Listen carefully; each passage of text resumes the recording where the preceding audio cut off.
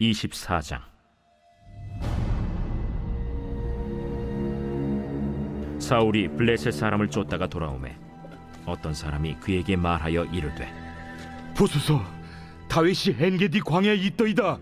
사울이 온 이스라엘에서 택한 사람 3,000명을 거느리고 다윗과 그의 사람들을 찾으러 들염소 바위로 갈새 길가 양의 우리에 이른즉 굴이 있는지라. 사울이 뒤를 보러 들어가니라. 다윗과 그의 사람들이 그 굴 깊은 곳에 있더니 다윗의 사람들이 이르되, 보소서, 여호와께서 당신에게 이르시기를 내가 원수를 내 손에 넘기리니 내 생각에 좋은 대로 그에게 행하라 하시더니 이것이 그날이니이다. 하니 다윗이 일어나서 사울의 겉옷자락을 가만히 베니라. 그리한 후에 사울의 옷자락 뱀으로 말미암아 다윗의 마음이 찔려 자기 사람들에게 이르되, 내가 손을 들어 여호와의 기름 부음을 받은 내 주를 치는 것은 여호와께서 금하시는 것이니 그는 여호와의 기름 부음을 받은 자가 됨이니라.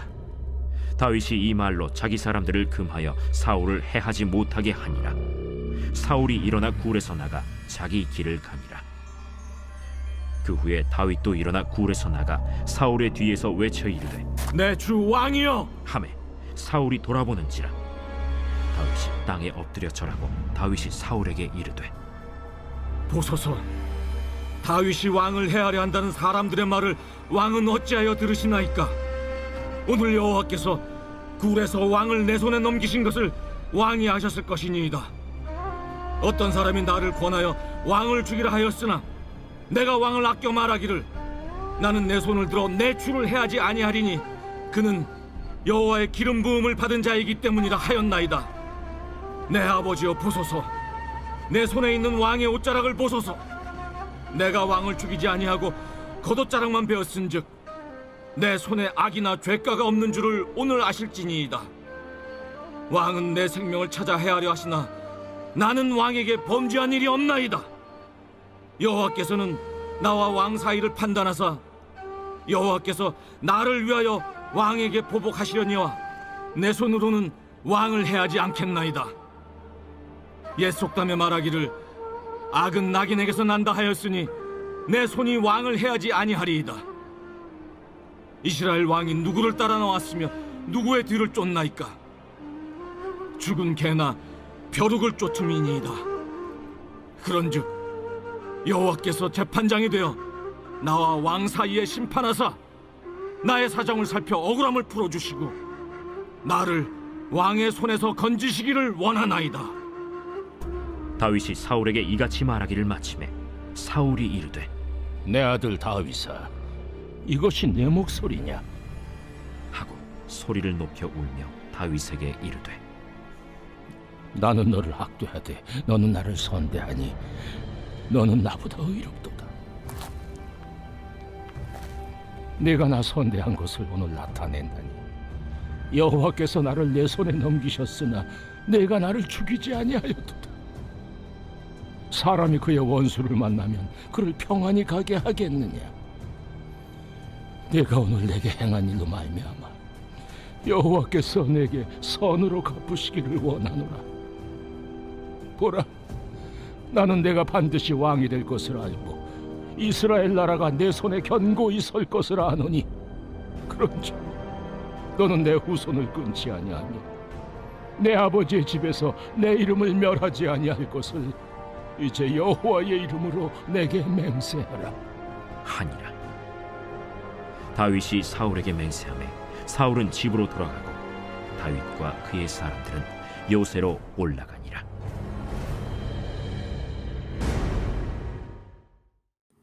할렐루야. 오늘 하나님의 말씀은 사무엘상 24장 1절부터 22절까지 말씀입니다. 오늘 말씀의 제목은 악은 악인에게서 나옵니다 입니다. 제가 예전에 재미있게 봤던 영화 중에 넘버 3라는 영화가 있었습니다. 조금 올드한 영화인데요. 이 영화가 개봉했을 당시에 그때 97년인가요? 저는 고등학교 3학년이었기 때문에 그 이듬해 집에서 비디오로 이 영화를 시청했는데요. 너무 웃기는 장면이 많아서 웃다가 힘들었던 그런 기억이 날 정도였습니다. 그 영화 중간에 재미있는 대사들이 참 많은데요. 그 중에 제게 인상적인 대사가 하나 있어서 나누고자 합니다. 한 검사와 한 건달이 악인과 죄에 관해서 이야기를 나누는 장면인데요. 설정 자체도 재밌었죠. 근데 그 이야기 중간에 검사가 의미심장한 이야기를 합니다. 옛말에 죄가 밉지 사람이 밉냐라는 말이 있는데 나는 그 말이 틀렸다고 생각해. 죄도 사람이 짓는 거야. 죄가 얼마나 불쌍해. 그게 매도당하니까. 그 죄를 짓는 사람이 문제지. 뭐 이렇게 얘기를 했어요. 그때는 정말 웃으면서 이 영화를 봤는데요. 돌이켜 생각해 보니까 의미가 있습니다. 이 대사를 들으셨을 때 여러분은 어떤 느낌이 드셨을까요? 어떤 말이 맞는 것 같으세요? 죄가 미울까요? 사람이 미울까요? 오늘 말씀 가운데서 우리는 그 해답을 찾아보고자 합니다. 사울이 블레셋 사람들을 물리치고 나니까요. 이제는 다시 다윗 생각이 납니다. 이제 내 원수가 하나 끝났으니 이제 또 나의 정적을 잡으러 가야겠다. 이런 마음이 들었겠죠. 그때 마침 다윗의 소식을 듣게 됩니다. 엔게디 광야라고 하는 곳에 이제 다윗이 있다는 소식을 듣게 되죠. 이 엔게디 광야는요, 이스라엘 남부 사해 근처에 있는 요새를 일컫는 말인데요. 이곳에는 오아시스와 굴이 있어서 숨어있기 참 좋은 장소죠. 이때 사울은 3,000명의 군사를 거느리고 다윗을 잡아 죽이러 갑니다. 이때 다윗의 무리가 600명이니까요. 대략 5배의 군대를 거느리고 간 거예요. 손자병법에 보면은 병력이 3배 차이가 나면 같은 조건에서의 전투는 모든 전략 전술이 무용지물이다 라는 말이 있습니다. 그러니까 말 그대로 5배니까요. 압도적인 전력을 구축하여서 다윗을 잡으러 간 겁니다. 근데 너무 긴장했을까요? 사울은 갑자기 배가 아파져서 한 굴로 들어가서 용변을 보게 됩니다. 사실 여기에 쓰인 히브리어가 샤카크인데요. 이는 덮다, 가리우다 라는 뜻으로 발을 가린다 라는 표현으로 여기서 쓰였습니다. 이 당시 유대의 복장은요, 용변을 보게 되면 발이 가리게 되는 그런 복장입니다. 그렇기 때문에 발을 가리우다라는 표현은 용변을 본다는 의미예요. 근데 하필 사울이 용변을 보러 들어간 굴이 다윗과 부하들이 숨어 있는 곳이었죠. 이때 사울이 얼마나 배가 아프고 급했으면요, 그는 다윗과 용사들이 그 굴 안에 숨어 있는 것을 알지 못합니다. 그 기척을 느끼지 못해요. 이때 다윗의 부하들이 다윗에게 이야기하는 거죠. 하나님께서 사울을 당신의 손에 주셨습니다. 이 기회를 놓치지 마십시오. 그런데 다윗은요, 사울의 겉옷자락만 살짝 베어냅니다. 그리고 그것만으로도 기름 부은 자를 조롱한 것 같은 그런 자책감에 마음이 찔리죠. 다윗의 행동은요, 늘 한 가지 기준으로 정해집니다. 바로 하나님의 뜻이죠. 이미 다윗에게 기름 부으신 하나님입니다. 잘 보셔야 돼요. 그런데 다윗은 사울에게도 하나님의 기름 부으심이 있었다는 사실을 기억합니다.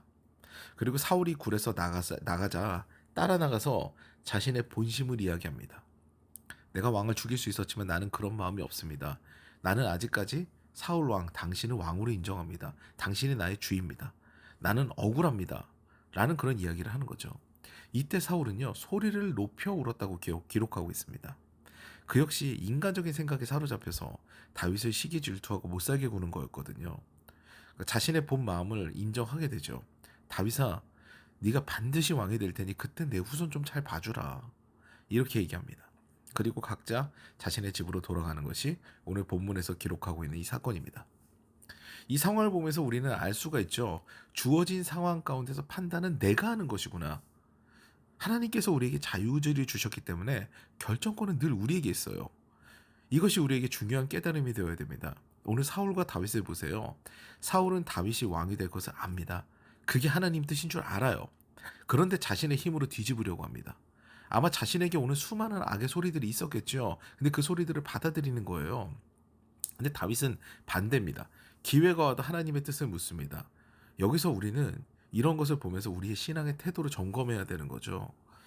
앞서 말씀드린 대로 악이 문제입니까? 악인이 문제입니까? 결국 악은 도처에 깔려있지만 그것을 받아들이는 사람이 문제인 거예요. 오늘 제목이 악은 악인에게서 나온다입니다. 우리가 헷갈리는 건요, 마귀가 우리에게 강권적으로 역사해서 우리가 죄를 짓거나 악을 행한다? 이런 생각을 갖는 겁니다. 정말 그럴까요? 제가 기도원에서 축기 사역을 여러 봤는데요, 마귀가 그 사람에게서 역사하게 된 동기는 되게 동일합니다. 연약해진 그 사람이 마귀의 소리를 듣고 동의하고 받아들인 거예요. 그러니까 악은 도처에 깔려있지만 그 악을 받아들이고 행하는 것은 바로 나라는 사실을 깨달아야 됩니다. 그래서 나의 마음을 지켜야 되는 거예요. 무릇 지킬 만한 것보다 너의 마음을 지켜라 라고 주님 말씀하시는 거죠. 사울은 수많은 소리들을 들었을 거예요. 다윗을 향한 질투의 소리. 너의 자손이 이제 큰일 났다. 너는 왕이 아니다. 너 이제 이대로 가다가는 진짜 너의 후손이 멸망한다. 그 마음의 소리에 자신의 마음을 활짝 엽니다. 악을 받아들이고 행하는 거죠.